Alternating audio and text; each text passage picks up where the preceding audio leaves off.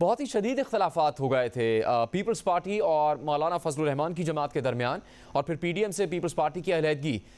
मौलाना फजलुर रहमान के चंद बयान तो पीपल्स पार्टी के तर्ज अमल के खिलाफ एक बाकायदा चार्जशीट थे, ख़ासतौर पर एटम बम वाला बयान। किस तरह ये दूरियां ख़त्म हुई, या आपने उन्हें मना लिया है, राज़ी कर लिया है, या फिर मौलाना फजलुर रहमान का जो तरीक़ाकार और बातचीत है उस पर आपकी जमात राज़ी हो गई है? शुक्रिया। पहली बात तो ये है कि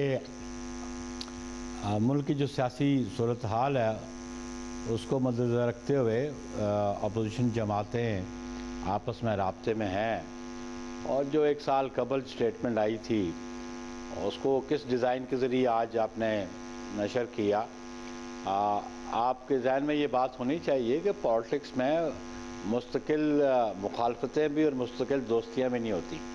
हालात व वाक़यात के मुताबिक पोलिटिकल पार्टीज़ और पोलिटिकल लीडरशिप अपने डिसीजंस भी करते हैं। हमारी इख्तलाफात ज़रूर थे, लेकिन वो इख्तलाफात ऐसे नहीं थे कि जिनके ज़रिए गुफ्त शनीद के ज़रिए उन मामलात को हल न किया जा सके। सियासत में तो होता है। तो हालात ऐसे हैं आज के जो पोलिटिकल लीडरशिप है इस पाकिस्तान की, बिलखुसूस अपोजिशन की, वो महसूस करती है कि आए दिन मुल्क के मसाइल में इजाफ़ा होता जा रहा है। गरीब जो है वो बेबस होता जा रहा है, उसकी चीखें निकल गई हैं, उसकी रोज़मर्रा की अशिया उसकी दस्तरस से बाहर चली गई हैं, और पॉलिटिकल पार्टीज़ जो है वो पब्लिक मूड को भी देखती है। और हम समझते हैं कि पब्लिक मूड आज इस हुकूमत के ख़िलाफ़ है, और उनकी ये तवक्को भी है कि जो पॉलिटिकल लीडरशिप अपोजिशन की है वो मुत्तहिद होकर चलेगी और इस हुकूमत से निजात हासिल करेगी। तो नहीं बुखारी साहब, अगर आपकी जमात के अहदाफ वाज़ेह हैं तो फिर आज की इस अहम मुलाकात का एजेंडा क्या है? अब तक क्या हुआ है मौलाना फजलुर रहमान और आसिफ अली जरदारी साहब की मुलाकात में? ये बात तय है कि अपोजिशन की जमातें ये चाहती हैं कि इस हुकूमत से निजात हासिल की जाए। एक 1 पॉइंट एजेंडा है, और उस एजेंडे पे तमाम अपोजिशन मुत्तफ़िक है, मुत्तहिद भी है, और जो उसका ऑब्जेक्ट है उसको वो अचीव करेंगे। और जहाँ लॉन्ग मार्च पीपल्स पार्टी भी कर रही है, पीडीएम भी कर रही है, तो वो तो पॉलिटिकल प्रोसेस का हिस्सा है। लेकिन हम रास्ता अख्तियार कर रहे हैं नो कॉन्फिडेंस का, और हमारी क़यादत, हमारी जमात और दीगर जमातें पुरएतमाद है कि हम इसमें कामयाब होंगे। उसमें अहम बात तो ये है कि जो मिसट्रस्ट पीटीआई के मेंबरान के आपस में हो चुका है क़यादत में और उनके मेंबर्स में, वो तो अब दूर नहीं हो सकता। और आने वाले इंतखाबात में ना वो इनका टिकट देने को तैयार होंगे, ना ये उनको टिकट देने को तैयार होंगे। तो जो पॉलिटिशियंस है उन्हें फ्यूचरिस्टिक पॉलिटिक्स करनी है, और फ्यूचरिस्टिक पॉलिटिक्स में वो समझते हैं कि अपोजिशन के साथ आज मिल के ही वो आइंदा इंतखाबात में जा सकते हैं। तो इसलिए हम बिल्कुल पुर उम्मीद हैं कि बहुत सारे लोग जो ट्रेजरी बेंचेस के हैं और जो अलाइज हैं वो बिल्कुल इस अदम एतमाद की तहरीक के हक़ में वोट देंगे। नहीं बुखारी साहब, पीपल्स पार्टी का ये मौक़िफ़ है कि ये उसी की तजवीज़ थी तहरीक अदम एतमाद लाना। उसके लिए मुस्लिम विकाफ से राब्ते हैं, MQM से राब्ते हैं, बातचीत है, लेकिन क्या पीपल्स पार्टी ने किसी सतह पर जो दीगर इत्तेहादी जमातें जिसमें बलूचिस्तान अवामी पार्टी और फिर GDA के अरकान है, वो भी तहरीक इंसाफ की हुकूमत के इत्तेहादी हैं, उनकी भी नशिस्तें हैं कौमी असम्बली में, उनसे भी कोई राबता किया है?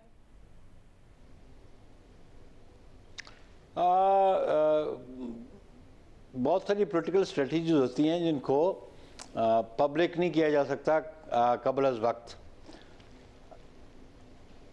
और हम ये समझते हैं कि हमारे तमाम उन लोगों के साथ राब्ते हैं जो मौजूदा हुक्मरानों से नाला हैं, और हम ये समझते हैं कि ये नंबर गेम है, और इसमें पाकिस्तान पीपल्स पार्टी अपोजिशन की दीगर जमातों के साथ मिलके हर वो एफर्ट करेगी जिसके ज़रिए नो कॉन्फिडेंस कामयाब हो।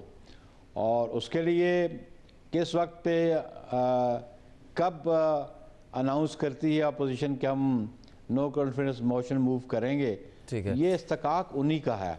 ठीक है। नईर बुखारी साहब, जो मरियम औरंगजेब साहिबा ने बयान दिया है कि फ़ोन कॉल्स करवाई जा रही हैं वज़ीर आज़म इमरान खान किसी के ज़रिए से दबाव डलवाने के लिए अरकान असम्बली पर, तो पीपल्स पार्टी का इस पर क्या मौक़िफ़ है? क्या आपके अरकान असम्बली, आपकी जमात के लोगों को कोई ऐसी टेलीफोन कॉल्स मौसूल हुई हैं अब तक जिसमें दबाव डालने की कोशिश की गई हो तहरीक अदम एतमाद की कोशिशों को नाकाम बनाने के लिए? देखिए, हमारे पाकिस्तान पीपल्स पार्टी के जो मेंबर्स ऑफ पार्लियामेंट हैं वो अपनी पार्टी के साथ कमिटेड हैं और पार्टी पॉलिसीज़ को फॉलो करते हैं। और मेरा ख्याल है ये मरियम औरंगजेब साहिबा के नॉलेज में होगा कि किन को फ़ोन कॉल्स हो रही हैं। प्राइमरी नज़र तो यही आता है कि वो ट्रेजरी बेंचेस को कॉल्स जा रही होंगी, क्योंकि वो बहुत सारे नालां लोग बैठे हुए हैं, चाहे वो जहांगीर तरीन ग्रुप हो, चाहे वो कुछ और लोग हों, तो उनको शायद इनकी कॉल जाती हो। लेकिन हम ये समझते हैं कि इन कॉल वालों को समझ आनी चाहिए कि अगर वो कॉल्स करते हैं तो ये मुल्क के मफाद में नहीं, ना तो पार्लिमान के मफाद में, ना जमहूरियत के मफाद में है। तो इसलिए आइन और कानून की बालादस्ती का तकाजा यह है कि वो आइन के दायरे कार में रहते हुए अपना काम सर अंजाम दें।